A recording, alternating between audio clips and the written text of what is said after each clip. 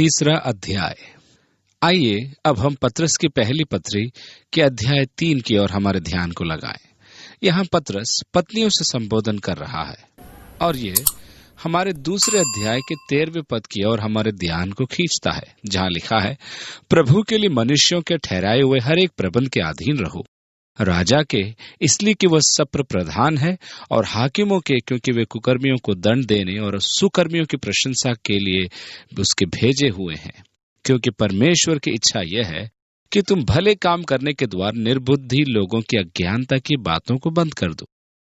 इसलिए एक दूसरे के प्रति अधीन होने का विचार प्रेम में है। इस कारण वह इसके बारे में स्पष्ट रीति से बोलता है। सबसे पहले तो सेवक या नौकर अपने अपने स्वामियों के अधीन बने रहें। यीशु ने इसके लिए एक उदाहरण छोड़ा है और अब वो पत्नियों को संबोधित कर रहा है। तीसरे अध्याय की पहली 2 आयतों में इस प्रकार लिखा है, हे पत्नियों, तुम भी अपने पति के अधीन रहो, इसलिए कि यदि इनमें से कोई ऐसे हों जो वचन को न मानते हों, तो अभी तुम्हारे भय सहित पवित्र चाल चलन को देखकर बिना वचन के अपनी अपनी पत्नी के चाल चलन के द्वारा खींच जाए। यानी कि पत्नी की जीवन शैली अर्थात जीवन जीने के ढंग को देखकर व्यक्ति बदल जाए। जीवन शैली के लिए यूनानी में एक कठिन शब्द है। पुरानी अंग्रेजी में बातचीत में वो आता है, जिसका अर्थ बोलचाल से नहीं पर आपकी जीवन शैली से है। अब इतने सारे अनुवाद हो गए हैं और इस शब्द ने अपना अर्थ खो दिया है। आप जीवन शैली को चाल चलन या बर्ताव या इसे जीवन जीने के ढंग के रूप में ले सकते हैं। जैसा कि पौलुस ने कुरिन्थियों की कलीसिया को लिखा है, मैं नहीं चाहता कि मेरे लिए सिफारिशी पत्र दिए जाएं, क्योंकि तुम ही मेरी जीवित पत्रियां हो, जिन्हें सब मनुष्यों के द्वारा जाना गया और पढ़ा जाता है। हमारी जीवन शैली इस बात की साक्षी देती है कि हम क्या विश्वास करते हैं, और जिस प्रकार का मसीही जीवन आप जीते हैं उसका अवलोकन करने के द्वारा बहुत से लोग मसीह के पास लाए जाते हैं। हम एक मिशनरी से बात कर रहे थे जो एक मुस्लिम देश में विशेष सेवकाई कर रहा था, और उसने बताया कि मुस्लिम भाई को मसीही बनाना कोई सरल काम नहीं, क्योंकि मुस्लिम के लिए धर्म परिवर्तन करना या अन्य विश्वास को अपनाना मृत्यु दंड के योग्य अपराध गिना जाता है। यदि कोई मुसलमान इस्लाम के ईमान को त्याग कर मसीही बन जाता है तो उसके परिवार के सदस्य उसे मौत के घाट उतार सकते हैं। मुस्लिम को परिवर्तित करना मृत्यु दंड के योग्य ठहराया जाना है। परंतु उसने कहा कि एक मुस्लिम को मसीह के पास लाने में आवश्यक बात यह है कि वे आपके जीवन में मसीहियत को कार्य करते हुए देखें। आप इसे शब्द जाल से नहीं कर सकते। उन्हें आपके जीवन में सुसमाचार प्रदर्शित किए जाने को देखना चाहिए, यह कि आप सुसमाचार के अनुरूप जीवन जीते हैं या नहीं। वे इसका अवलोकन करते हैं। यही वे बातें हैं जो एक व्यक्ति को मसीहियत के सत्य की ओर कायल करती हैं। इसलिए पौलुस घोषणा करता है कि हमारी जीवन शैली सबसे महत्वपूर्ण है। हमारा मसीही चाल चलन अत्यंत महत्वपूर्ण है। तुम जो पत्नियां हो जिनके पति अविश्वासी अर्थात विश्वास न करने वाले हो, अपने पर्चे बांटने से बढ़कर अपनी व्यक्तिगत जीवन शैली से मसीह के लिए उन्हें जीत सकती हो। वो पर्चा या ट्रैक्ट उनके जीवन में काम शायद नहीं करेगा, क्योंकि हो सकता है कि उसे पढ़ने की दिलचस्पी उनमें न हो, पर आपके जीवन जीने का ढंग और जिस बात की आप घोषणा करती हैं, जब आप अपने जीवन से दिखाकर उन्हें प्रभावित करेंगी तो वे प्रभु को स्वीकार कर लेंगे। कलीसिया की कमजोरियों में से एक सकारात्मक अर्थात सही ढंग की जीवन शैली या विश्वासी के चाल चलन में कमी का पाया जाना है। हम बात तो कुछ और करते हैं और जीवन जीना दूसरे तरीके से करते हैं। इसे निश्चय ही हम पाखंड कहते हैं। ये कलीसिया का विनाश का कारण रहा है। इसलिए हम कैसा जीवन जीते हैं ये अत्यंत महत्वपूर्ण है। ये भी महत्वपूर्ण है कि जो हम कहते हैं वो हमारी जीवन शैली में हो। तो अभी तुम्हारे भय सहित पवित्र चाल चलन को देखकर बिना वचन के अपनी अपनी पत्नी के चाल चलन द्वारा खिंच जाएं। तुम्हारा श्रृंगार दिखावटी न हो, अर्थात बाल गूंथना और सोने के गहने या भांति भांति के कपड़े पहनना। सच्ची सुंदरता एक भीतरी सुंदरता है, न कि बाहरी सुंदरता। अब ऐसी कई स्त्रियां हैं जो नामी ग्रामी चित्रकार हैं और वे एक अति सुंदर मुखाकृति बना सकती हैं और उसमें रंग भर सकती हैं। इसमें समय लगता है, इसमें कई वर्ष तक भी लग सकते हैं। एक पुरानी कहावत है कि अच्छा दिखना लंबे समय तक नहीं चलता, पर अच्छा खाना बनाना लंबे समय तक चल सकता है। ये विचार जवानों को उत्साहित करने के लिए है कि आप सुंदर चेहरे पर न मर मिटे, पर एक अच्छा खाने बनाने वाले की और घर चलाने वाली स्त्री की तलाश करें जो जीवन भर आपका साथ निभाएगी। सच्ची सुंदरता वह है जो धुंधली नहीं पड़ती, जो मिटती नहीं और जो वर्षों तक बनी रहती है और बढ़ती जाती है। वह है आंतरिक सुंदरता। संसार में सुंदर लोग वे लोग हैं जिनमें आंतरिक सुंदरता है। आप उनके आसपास रहना पसंद करेंगे क्योंकि उनके जीवनों से आंतरिक सुंदरता छन कर बाहर निकलती है। पतरस इस सुंदरता को पहचानते हुए कहता है कि यही सच्ची सुंदरता है। सच्ची सुंदरता वह नहीं जिसे आप बाहरी मुखौटे पर लगाएं, पर सच्ची सुंदरता वह सुंदरता है जो अंदर की है, जो चमक दमक बाहर निकलती है, वह नहीं। मैं ऐसा विश्वास नहीं करता कि पतरस यहाँ महिलाओं के अच्छे या सुंदर दिखने पर कोई पाबंदी लगा रहा है, जैसा कि कुछ लोग इस प्रकार की व्याख्या किया करते हैं और सोने के गहने और सुंदर वस्त्र पहनने को बुरा मानते हैं और कलीसिया में इनका निषेध करते हैं। पतरस का आशय इस तरह का नहीं। उसके कहने का आशय यह है कि आप पहचानें कि सच्ची सुंदरता भीतरी या आंतरिक होती है। यह परमेश्वर के मूल्य है, जिसे विनम्रता, शालीनता और शांत आत्मा है, जो कि परमेश्वर की दृष्टि में अत्यंत मूल्यवान है। 5वीं आयत में आगे लिखा है, पूर्व काल में पवित्र स्त्रियां भी जो परमेश्वर पर आशा रखती थी, अपने आप को इसी रीति से संवारती और अपने अपने पति के अधीन रहती थी, जैसे सारा अब्राहम की आज्ञा में रहती और उसे स्वामी कहती थी। अब मैं ये अपेक्षा तो नहीं करता कि आप जो पत्नियां हैं वे इसे शब्द व शब्द अपनाकर अपने अपने पतियों को स्वामी कहना आरंभ कर दें, जब तक उन्हें वाणी या बोलने का वरदान प्राप्त न हो। लेकिन ये बात अपनी अपनी संस्कृति पर भी निर्भर करती है। और दिलचस्प बात तो यह है कि सारा जो अपने पति अब्राहम को स्वामी कहती थी, वह ये अपने कहने से उस समय मुकर गई जब वह दोराहे पर थी। जब उसने देखा कि इश्माएल उसके बेटे इसहाक की हंसी उड़ा रहा था, तब उसने अब्राहम से कहा, इस दासी को पुत्र सहित निकाल दे। यहाँ उसने उससे तू के भाव में बोला था। यद्यपि अब्राहम को यह बात बुरी लगी, फिर भी उसने हजीरा और इश्माएल को विदा कर दिया। इसलिए आप जो पति हैं, पवित्र शास्त्र के इस पद पर जोर जबरदस्ती से न अपनाएं और अपनी अपनी पत्नियों पर जोर न डालें कि वे ऐसी अधीनता स्वीकार करें। विवाह तो एक लेन देन का प्रस्ताव है, ये एक आपसी संबंध है और आपसी समझ का मामला है। अब चूंकि पतरस ने पत्नियों के बारे में कुछ कह दिया और पतियों के बारे में विस्तार से नहीं कहा, इसलिए उसके समय के पुरुष वर्ग ने अपनी अपनी पत्नी पर दबाव डालना शुरू कर दिया। फिर भी पतरस का आशय पतियों को मसीह के पास लाने के संदर्भ में था, न कि हुक्म चलाने के। नहीं, पौलुस प्रेरित पति पत्नी दोनों में संतुलन बिठाता है। जहां वह पत्नियों से बहुत कुछ कहता है, वहीं पतियों से भी बहुत कुछ कहता है। वह ज्यादातर वैवाहिक और पारस्परिक संबंधों पर अधिक बोलता है। परंतु 6ठी आयत में पतरस लिखता है, इसी प्रकार तुम भी यदि भलाई करो और किसी प्रकार के भय से भयभीत न हो, तो सारा की बेटियां ठहरोगी। अब यह तो एक अनूठा वाक्य है, किसी प्रकार के भय से भयभीत न हो। और इसके द्वारा पतरस क्या कह रहा है, ये मेरी समझ से बाहर है। आप इसे नाजुकता के रूप में ले सकते हैं। 6वां पद पत्नियों के विषय में अर्पित करता है और अब वह एक पद पतियों को अर्पित करता है। 7वें पद में लिखा है, वैसे ही हे पतियों, तुम भी बुद्धिमानी से पत्नियों के साथ जीवन निर्वाह करो और स्त्री के निर्बल पात्र जानकर उसका आदर करो, ये समझकर कि हम दोनों जीवन के वरदान के वारिस हैं, जिससे तुम्हारी प्रार्थनाएं रुक न जाए। इसके साथ जुड़कर आप जानते हैं कि घर के अंदर मन मुटाव या अनबन से हमारे प्रार्थना के जीवन में रुकावट आती है। इसलिए यह अत्यंत महत्वपूर्ण है कि घर के अंदर मेल सामंजस्य का माहौल रहे। यह एक महत्वपूर्ण बात है कि पति को अपनी पत्नी की निर्बलताओं को पहचानना है और उसका आदर निर्बल पात्र जानकर करना है, उसका ध्यान रखना है, उसकी आवश्यकता पूरी करनी है और उसके लिए सुरक्षा की ढाल बनना है और उससे बहुत प्रेम करना है। विवाह में बुनियादी तौर से परमेश्वर के 2 नियम हैं, एक पत्नी के लिए और दूसरा पति के लिए। 2 नियमों के देने के द्वारा वह इसे सरल बनाए रखता है, जिससे कि प्राय यह कहना असंभव हो, ठीक है मैं नियमों को भूल गया। वह आपको केवल नियम देता है कि आप उसे भूल न सके, और नियम देने में परमेश्वर दूसरे के बारे में सोचता है।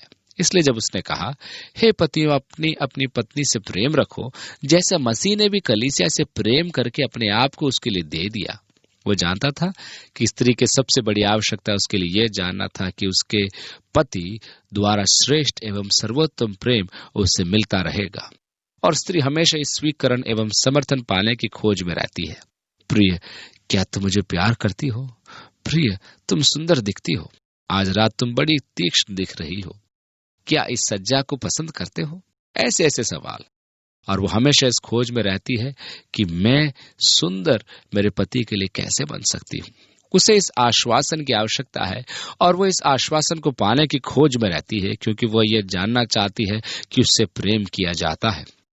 आगे पतरस कह रहा है कि यह जानकर उसका आदर करो कि वह एक निर्बल पात्र है। उसे वह सुरक्षा दो, उसे वह बल दो। आप तो एक बलवंत जन हैं, उसे सुरक्षा महसूस करने दें।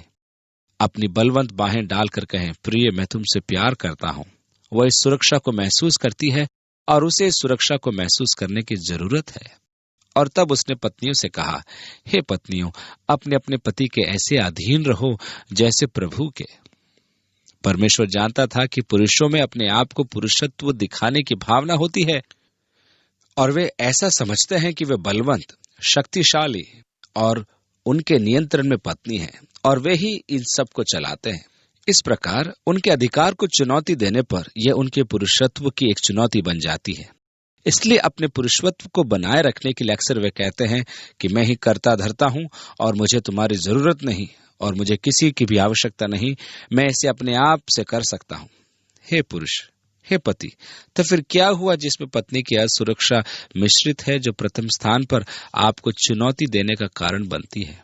यहाँ एक भयानक चक्र चल रहा है, क्योंकि ये विवाह के विरुद्ध कार्य करता है। जितने अधिक ठंडे एवं अलग आप हैं, उतना ही अपने आप को वह कम सुरक्षित महसूस करती है। जितना कम वह स्वयं को सुरक्षित समझती है, उतना ही अधिक वह आपके निर्णयों को चुनौती देती है। जितना अधिक वह आपके निर्णयों को चुनौती देती है, आपको मालूम है कि आप उतने ही अधिक ठंडे पड़ जाते हैं, और इसी कारण से विवाह विच्छेद के टूटने की नौबत आ जाती है। इसलिए यह महत्वपूर्ण नियम है। वे एक अच्छे विवाह के आधारभूत सिद्धांत हैं, क्योंकि जितना अधिक पत्नी अपने पति के प्रति समर्पित या अधीन होती है, पति उसके प्रति उतना ही अधिक प्रेम दिखाता है। जितना अधिक वह अपना प्रेम दिखाता है, उतना ही वह उसके प्रति अधीन बना रहना सरल पाती है। हो सकता है कि वह जड़पति या ना समझ हो, वह सब कुछ खो सकता है। आपको यह मालूम है कि वह यहाँ है, और वह मुझसे प्रेम करता है, और हम एक साथ हैं। हम इसे कर दिखाएंगे। परंतु यदि आप ठंडे अलग ढंग के बने रहते हैं, तब तो ये धक्का एक बुद्धिहीन गलती करा बैठेगा, और संभवतः जब वह सब कुछ खो देता है, तब वो कहीं चला जाएगा। वह चला जाएगा, और तब आपके पास कुछ न रहेगा। ये बुनियादी सरल नियम है। जहां तक यह पत्नी का प्रश्न है, उसको पति के अधीन रहना है। पति के लिए नियम है कि वह अपनी पत्नी का सम्मान करे और उससे प्रेम करे। संगी वारिस, हम जीवन के अनुग्रह के संगी वारिस हैं। आत्मिक राज्य में एक क्रम, परंपरा या धर्म तंत्र जैसी कोई बात नहीं होती। पुरुषों का पत्नियों पर कोई विशेष प्रकार का लाभ नहीं, या दूसरी ओर भी ऐसा ही है। जहां तक मसीह में होने का प्रश्न है, हम सब एक हैं।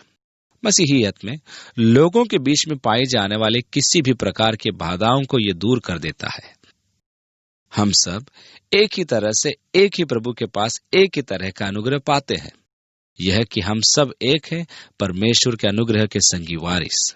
हम प्रभु की बातों में एक साथ मिलकर समान रूप से बांटते और पाते हैं। इसलिए कुलुसियों के 3 अध्याय में लिखा है, इसलिए ना तो कोई नर रहा, न नारी, न दास और न स्वतंत्र, केवल मसीह सब कुछ और सब में है। 8वीं आयत में आगे लिखा है, अतः सब के सब एक मन और कृपामय और भाईचारे की प्रीति रखने वाले और करुणामय। अब तो प्रयोग में भी यह शब्द बदल गया है। इसे उचित रीति से इस प्रकार अनुवादित किया जाना चाहिए, दया से भरपूर। ये कृपामय शब्द के लिए है। आप ही देखें कि वास्तव में ये क्या कह रहा है, दयापूर्ण।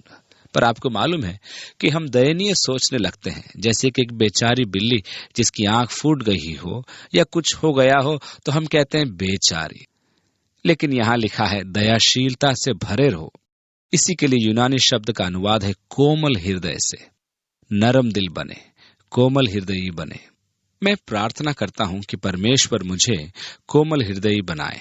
मैं प्रार्थना करता हूं कि परमेश्वर मुझे एक ऐसा दिल दे जो तरस से भरा हुआ हो।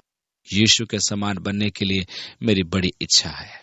कितनी ही बार आप सुसमाचार में पढ़ते हैं कि यीशु ने उन पर दृष्टि की और उन पर तरस खाया। वो कोमल हृदय का था, उसका स्पर्श मुलायम था, कोई भी उसके पास जा सकता था। वो लोगों की आवश्यकताओं की पूर्ति के लिए परेशान हो उठता था। परमेश्वर हमारी सहायता करे कि हम कोमल हृदय वाले हों। हमारे चारों ओर के लोगों की आवश्यकताओं के प्रति हम उदासीन एवं कठोर न बने, पर यह कि हम में कोमल हृदय हो जो दया से भरपूर हो। 8वीं आयत में लिखा है, और नम्र बनो। मसीही की सुंदर विशेषता है नम्रता। ये चोट नहीं पहुंचाती, पर यह बड़े लाभों का भुगतान करती है। नम्र होना कितना महत्वपूर्ण है। और 9वीं आयत में आगे लिखा है, बुराई के बदले बुराई मत करो। अब यही तो स्वाभाविक मनुष्य करना चाहेगा, है ना? मैं भी आपके साथ हो जाऊंगा, बुराई के बदले बुराई। लेकिन 9वीं आयत में आगे लिखा है, और न गाली के बदले गाली दो। आज सुबह किसी स्त्री ने सचमुच मुझे गाली दी। अब ये कोई पहली बार नहीं था। प्रत्येक बार कलीसिया के लोग उसे बाहर निकाल देते थे और वो यहाँ वहां घूमकर मेरे पास आ जाती थी और मुझे गाली देने लगती थी। 2-3 रविवार तक तो वो रेलिंग के पास से गमले उठाकर फेंकती रही। आज सुबह जब मैं दूसरी आराधना सभा के बाद लोगों को अभिवादन कर रहा था, तब वो आई और मैं 2-3 जवानों का अभिवादन कर रहा था जो पहली बार हमारी कलीसिया में आए थे, और मुझे बता रहे थे कि उन्होंने सच में आराधना का कितना लाभ उठाया। तभी वो स्त्री पीछे से आई और मुझे जकड़कर गंदे गंदे गालियां बकने लगी। वह सच में मेरी निंदा कर रही थी और मेरे लिए पलटकर गाली देना या झिड़कना एक आसान बात थी, पर क्या करें, उस बेचारी स्त्री का मानसिक संतुलन बिगड़ चुका था। पर आपको मालूम है कि वो नया भाई जिससे मैं हाथ मिला रहा था, वो नहीं जानता था क्या हो रहा है। मेरा मतलब, गुस्से से उसकी आंखें लाल हो गई कि वो तो मुझे बता रहा था कि उसने संदेश का भरपूर आनंद लिया और इस संदेश ने उससे कैसे बात की कि उसके हृदय छिद गया। इसी बीच उस स्त्री ने बीच में आकर सब गड़बड़ कर दिया। इस पर उस लड़के की भौहें तन गई और जब वो जोर जोर से गाली बक रही थी कि जॉन ने उसे कसकर पकड़ा और खींचते हुए दूसरे कोने में ले गया। जॉन उसे घसीट रहा था और इस लड़के ने कहा कि मैं नहीं जानता था कि क्या हो रहा है, मैं तो बस कुछ ही कर डालता। उसकी ये मिजाल की गंदी गालियां दे। मैंने लड़के से कहा कि उसे दूर ले जाकर तुमने समस्या का निदान करके अच्छा ही किया। ठीक है, बात जो मैं ही जानता हूं, ये दशा मानसिक संतुलन के बिगड़ने से हुई और समस्या खड़ी हो गई। किसी को पलटकर उसे बुरा भला कहना अति सहज होता है, परंतु एक दिलचस्प नीति वचन है, कोमल उत्तर सुनने से गुस्सा ठंडा हो जाता है। अनेक वर्ष पूर्व मुझे एक रुचिकर अनुभव हुआ था। यह उस समय की बात है जब हिप्पियों का जत्था हावी हो रहा था। यहाँ भी ऐसे हिप्पी थे जिनके पास पुरानी बंद गाड़ियां होती थी और वे कंटीले तारों से एक दूसरे को कसकर बांध लेते थे। भौतिक वस्तुओं का उनके लिए कोई अर्थ नहीं था, बस पूरे शरीर में दर्द और पीड़ा सहते रहना। और एक दिन जब मैं निचली सड़क से चला जा रहा था कि इन हिप्पियों में से एक को मेरे सामने खींचा गया। जबकि वो ठीक मेरे सामने था, वो मर गया। उसके लिए खिंचाव अत्यंत खतरनाक था। मेरा मतलब, उसे मेरे सामने नहीं खींचना था, परंतु उसने खींचा और वो वहीं मर गया। और वहां मेरे बाईं ओर भारी ट्रैफिक यातायात आता जा रहा था और मैं उसके इधर उधर से कार निकाल नहीं पा रहा था, इसलिए मैंने जोर से हॉर्न बजाया और मैं सच से परेशान था। वो हिप्पी लड़का जिसकी दाढ़ी थी, मैले कुचड़े कपड़े थे, अपनी मोटरसाइकिल में से निकला और पीछे मुड़कर मेरी ओर देखा और मेरे पास आया। उसके हाथ में शांति बनाए रखने का चिन्ह था। मेरे कहने का मतलब है कि यहाँ एक लड़का है नशे में चूर और मुझसे कह रहा है, भाई शांत रहो।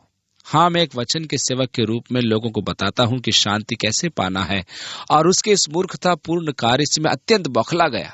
उसने मुझे एक सबक सिखाया कि कोमल उत्तर जलजलाहट को ठंडा कर देता है। मेरा मतलब है, मैं उसे फाड़ कर पीट कर अलग करने को तैयार था और बस क्षण मात्र में सब गुस्सा गायब हो गया। यदि उसने मुझे गालियां दी होती तो मुझे निश्चय है कि मैं अपनी कार में से कूदकर उसके पीछे दौड़ता और उसे पकड़ कर कहता कि ये क्या किया।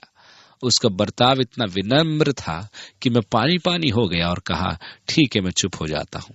इसलिए गाली के बदले गाली न दो, इससे बखेड़ा ही खड़ा होता है, इससे समस्याएं खड़ी हो जाती हैं। आज ऐसे बहुत से हैं जो ऐसे ही राजमार्ग पर है। आप जानते हैं कि जब आप कार से निकलकर किसी को गाली देते हैं तो क्या जाने सामने वाला अपनी बंदूक निकाल कर आप पर चला दे। मेरा मतलब, जीवन जीना दुभर एवं खतरनाक होता जा रहा है। 9वीं आयत में आगे लिखा है, पर इसके विपरीत आशीष ही दो। और वास्तव में उस लड़के ने यही किया था। आपको आशीष मिले, शांति मेरे भाई शालूम। और आगे लिखा है, क्योंकि तुम आशीष के वारिस होने के लिए बुलाए गए हो। हम लोगों के लिए आशीष लाने की पहल या खोज में लगे रहते हैं। अतः यीशु ने कहा, जो तुम्हें श्राप दें तुम उन्हें आशीष दो, और अपने बैरियों से प्रेम रखो, और अपने सताने वालों के लिए प्रार्थना करो। यही करने के लिए तो हमें बुलाया गया है। 10वीं आयत में लिखा है, क्योंकि जो कोई जीवन की इच्छा रखता है और अच्छे दिन देखना चाहता है। पतरस अब यहाँ पीछे वापस जाकर भजनों में से कुछ भाग लिखता है। ये मेरे लिए दिलचस्पी से भरा है, क्योंकि यह पवित्र शास्त्र के प्रति पतरस की जानकारी को दर्शाता है। जब यह यहाँ अपने छोटे उत्साहवर्धन में लिखता है, वो पीछे लौटकर भजन 34 की कोई 3-4 आयतों को यहाँ प्रस्तुत करता है कि वह जो जीवन की इच्छा रखता और अच्छे दिन देखना चाहता हो, वह अपनी जीभ को बुराई से और अपने होंठों को छल की बातें करने से रोके रहे। वो बुराई का साथ छोड़े और भलाई ही करे। वो मेल मिलाप को ढूंढे और उसके यत्न में रहे, क्योंकि प्रभु की आंखें धर्मियों पर लगी रहती हैं और उसके कान उनकी विनती की ओर लगे रहते हैं, परंतु प्रभु बुराई करने वालों के विमुख रहता है। क्या आप एक अच्छा जीवन जीना चाहते हैं और आप अच्छे दिन देखना चाहते हैं? इसके लिए ये सब नियम है कि अपनी जीभ को बुराई से और अपने होंठों को छल की बातें करने से रोके रहे। बुराई से बचे रहे, बुरी बातें बोलने से दूर रहे, छल की बातें न करें, बुराई से मुख मोड़े, भलाई करें, मेल की खोज में लगे रहें और उसका पीछा करें। इससे आपके पास एक अच्छा जीवन हो जाएगा। 13वीं और 14वीं आयत में इस प्रकार लिखा है, यदि तुम भलाई करने के लिए उत्तेजित रहो तो तुम्हारी बुराई करने वाला फिर कौन है? यदि तुम धार्मिकता के कारण दुख भी उठाओ तो धन्य हो, पर लोगों के डराने से मत डरो और न घबराओ। वह एक नए भाग में कदम रख रहा है जिसमें वह दुख उठाने की बात करेगा, और अधिकांशतः अकारण या गलत ढंग से दुख उठाना धार्मिकता के निमित्त दुख उठाना है। आपको याद है, जब सुसमाचार प्रचार करने के लिए पतरस को गिरफ्तार किया गया था और उन्होंने उसे पीटा और उसे कहा कि आगे को यीशु मसीह के नाम से प्रचार न करे, तो पतरस और उसके मित्र आनंद मनाते हुए चले गए कि उन्हें यीशु के निमित्त उस प्रकार के सताव के योग्य समझा गया। अब पतरस ठीक वही बात हमें बता रहा है। दूसरे शब्दों में, पतरस ऐसा कुछ प्रचार नहीं कर रहा जिसे उसने स्वयं न किया हो, परंतु ठीक यही बात उसने स्वयं की थी। जब उसने धार्मिकता के निमित्त दुख उठाया तो आनंद भी मनाया। यीशु ने कहा, तुम धन्य हो, और धन्य शब्द का अर्थ खुश रहना है।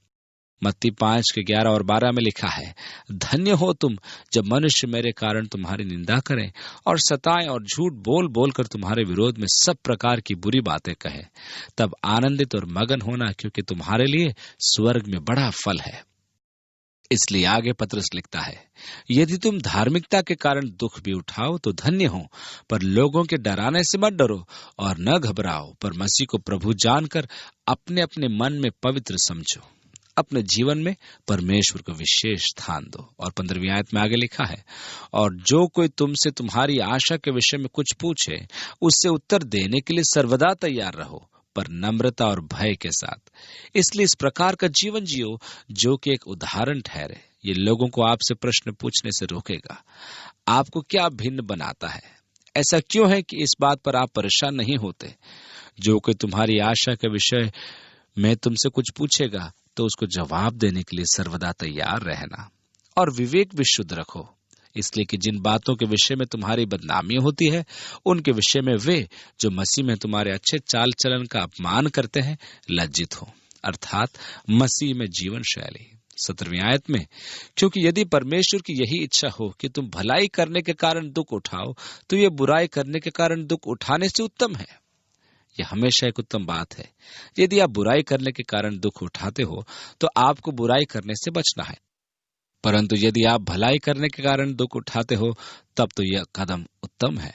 इसलिए कि मसीह ने भी, 18वीं आयत में लिखा है, इसलिए कि मसीह ने भी अर्थात अधर्मियों के लिए धर्मी ने पापों के कारण एक बार दुख उठाया ताकि हमें परमेश्वर के पास पहुंचाए।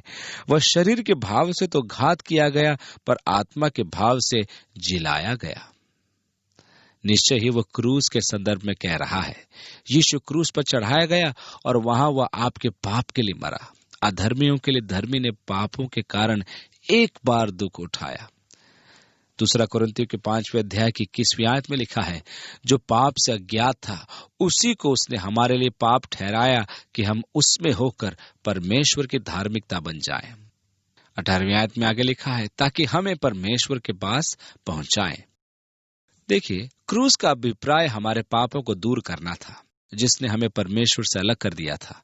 पाप का प्रभाव हमेशा परमेश्वर से विमुख करना है। आप देखें, परमेश्वर ने आरंभ में आपकी सृष्टि उसके साथ संगति करने के लिए की। वो आपसे चाहता है कि आप उसके साथ एक हों, पर एक पवित्र, शुद्ध, धर्मी परमेश्वर पाप का भागी नहीं बन सकता। यह परमेश्वर के स्वभाव के विपरीत एवं असंगत है। इसलिए परिणाम स्वरूप मनुष्य पाप में गिरा और परमेश्वर के साथ संगति को खो बैठा। परमेश्वर के अभिप्राय से वो पापी मनुष्य उससे अलग कर दिया गया। इसलिए कि मनुष्य की परमेश्वर के साथ सहभागिता हो सके, परमेश्वर के इन अभिप्रायों को पुनर्स्थापित किया गया कि यीशु ने एक बार हमारे लिए दुख भोगा, धर्मी ने अधर्मियों के लिए, जिससे कि वह आपको परमेश्वर के पास लाने योग्य बने और वह आपके पाप को धोने और शुद्ध करने के योग्य बने, कि आपके पास परमेश्वर के वे अभिप्राय हों जिन्हें उस समय पूरा किया जाता है जब परमेश्वर के साथ आपकी सहभागिता हो। आगे लिखा है, वह शरीर के भाव से तो घात किया गया, पर आत्मा के भाव से जिलाया गया। उसी में उसने जाकर कैदी आत्माओं को भी प्रचार किया, जिन्होंने उस बीते समय में आज्ञा न मानी, जब परमेश्वर नूह के दिनों में धीरज धरकर ठहरा रहा और वह जहाज बन रहा था, जिसमें बैठकर थोड़े लोग अर्थात 8 प्राणी पानी के द्वारा बच गए। यीशु ने बंदीगृह में आत्माओं को प्रचार किया। अब यीशु के संबंध की भविष्यवाणी यशायाह के 61वें अध्याय में लिखी है। वहां लिखा है, प्रभु का आत्मा मुझ पर है, क्योंकि यहोवा ने सुसमाचार सुनाने के लिए मेरा अभिषेक किया और मुझे इसलिए भेजा है कि खेदित मन के लोगों को शांति दूं, कि बंदियों के लिए स्वतंत्रता का और कैदियों के लिए छुटकारे का प्रचार करूं। वह किसके बारे में बात कर रहा है? वह मृत्यु या अधोलोक की बात कर रहा है। यीशु उनके लिए जो बंदी थे बंदीगृह को खोलने गया, अथवा उनके लिए अधोलोक को खोलने आया जो वहां पहले से कैद थे। वे जो यीशु के हमारे पापों के लिए मरने से पहले मर गए थे, वह उन्हें बचाने वहां गया। इसलिए जब वह मरा तो उसे नरक में ले जाया गया और उसने वहां उन आत्माओं को प्रचार किया जो कि बंदीगृह में थे। और जब वह नरक से बाहर ऊपर चढ़ाया गया तो वह अपने साथ बंदी आत्माओं को ले आया। इफिसियों के 4 अध्याय में पौलुस हमसे कहता है कि वह ऊंचे पर चढ़ा और बंदियों को बांध ले गया और मनुष्यों को दान दिए। उसके चढ़ने से और क्या पाया जाता है? केवल यह कि वह पृथ्वी की निचली जगहों में उतरा भी था। लूका के सुसमाचार का 16वां अध्याय यीशु अपनी मृत्यु के पहले नरक का वर्णन करता है कि वह कैसा है। वहां 2 तरह के स्थान है। एक स्थान से दूसरे स्थान में जाने का कोई साधन, ये सवाल ही नहीं उठता। एक तो भयंकर पीड़ा और यातना का स्थान है और दूसरा सुख, चैन और विश्राम का। वे जो विश्वास में मरे वे सुख चैन के स्थान पर गए, जहां अब्राहम ने उन्हें शांति दी। ये ही वे हैं जिन्हें यीशु ने प्रचार किया था जब वह नीचे नरक में उतरा था।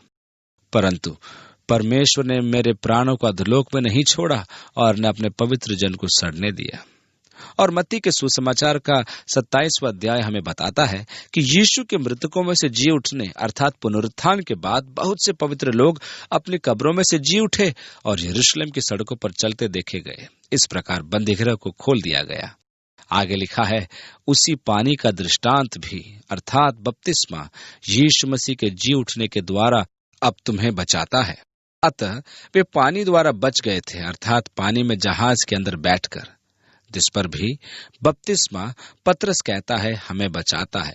पर तब लोग गलती कर बैठते हैं, इसलिए वह इस बात को कहता है कि शारीरिक संस्कार नहीं, इससे शरीर के मैल को दूर करने का अर्थ नहीं है, परंतु शुद्ध विवेक से परमेश्वर के वश में हो जाने का अर्थ है। अतः सच्चा बपतिस्मा मेरे हृदय का विषय है।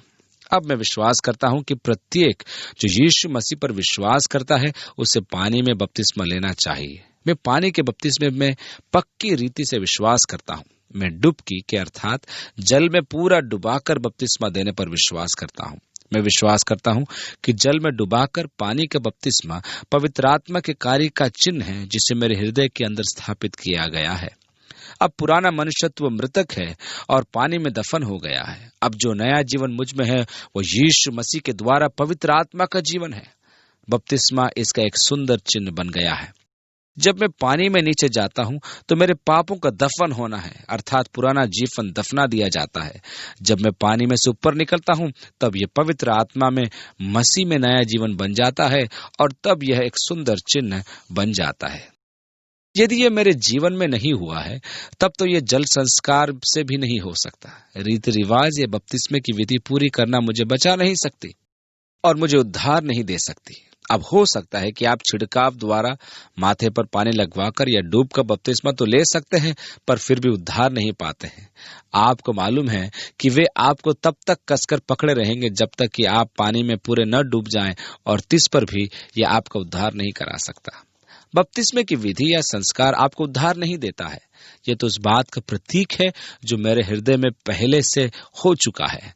बपतिस्मा लेना उसका सिर्फ बाहरी चिन्ह है। यदि यह मेरे हृदय में प्रस्तावित नहीं किया गया है तब तो बपतिस्मा अर्थहीन है। सच्चाई तो यह है कि यह उससे भी बुरा है। यह तो प्राय मुझे दोषी ठहराना है। जैसे कि प्रभु बोझ लेना उस व्यक्ति को दोषी ठहराता है जो विश्वास नहीं करता, वैसे ही रोटी और कटोरे में से आप लेते हैं, और यदि आप यीशु मसीह में विश्वास नहीं करते हैं तब तो आप अपने ही नरकवास के भागीदार बनते हैं। आप स्वतः अपने विरुद्ध साक्षी दे रहे हैं, क्योंकि जो खाते पीते समय प्रभु की देह को न पहचाने वह इस खाने और पीने से अपने पर दंड लाता है। ठीक इसी प्रकार से यदि आप पानी के बपतिस्मे की विधि या संस्कार से गुजरते हैं और आपके हृदय में परिवर्तन नहीं हुआ है तब तो यह आपके विरुद्ध ही एक साक्षी है। ये आपको न तो बचाता है और न ही उद्धार कराता है। इसलिए मैं बपतिस्मा द्वारा नए बनाए जाने का या नए जीवन पाने जैसी बातों पर विश्वास नहीं करता। मैं इस बात पर भी विश्वास नहीं करता हूं कि यदि व्यक्तियों का बपतिस्मा नहीं हुआ है तो उन्होंने उद्धार नहीं पाया।